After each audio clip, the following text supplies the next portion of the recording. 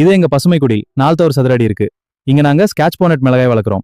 Super Krishi, நல்லா வளருது. ஆனா இந்த செடியை பாரு, இலைகள் கொஞ்சம் வளைஞ்சிருக்கு. அப்படியா? சரி, கொஞ்சம் பார்க்கலாம். ஏதோ மாற்றம் தெரியுது. கிருஷி பசுமை குடில் பாதுகாப்பானதான். ஆனால் கதவு திறக்கும் போதோ அல்லது காற்றோட்ட பாதைகள் வழியாகவோ நுண்பூச்சிகள் நுழைய வாய்ப்புண்டு. அப்படியா? அப்ப என்ன செய்யலாம்?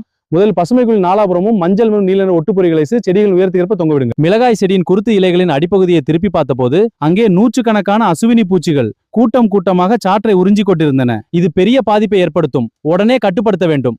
செடியை அசைத்ததும் பறக்கும் வெள்ளை ஈக்கள் சாற்றை உறிஞ்சி கருப்பு பூசணத்தையும் வைரஸ் நோய்களை உண்டாக்குகின்றன. ஆமாம், இலைகள் பிசுபிசுப்பான கருப்பு பூசணம் தெரிகிறது. இது வைரஸ் பரவுவதற்கான அறிகுறி. உடனடி நடவடிக்கை தேவை. கண்ணுக்கு தெரியாத செஞ்சிலந்தியின் வலை. இலைகள் கீழ்நோக்கி சுருங்கி தாமிர நிறத்தில் மாறியுள்ளன. இலைகள் நடியில் மெல்லிய வலைகள் உள்ளன. பூத கண்ணாடியில் பாருங்கள், சிறிய சிவப்பு புள்ளிகள் செஞ்சிலந்திகள். வறண்ட வெப்பமான சூழல் இவற்றை பெருக வைக்கிறது. இளம்பயிர்களின் இலை விளிம்புகள் மேல் நோக்கி சுருண்டு தோணி படகு போன்ற வடிவத்தை பெற்றிருக்கின்றன. இலைகளின் பின்பகுதியில் வெள்ளி நிற கோடுகளும் பழுப்பு நிற தழும்புகளும் காணப்படுகின்றன. இது இலைப்பேன் தாக்குதலின் தெளிவான அறிகுறி. உடனே நடவடிக்கை தேவை.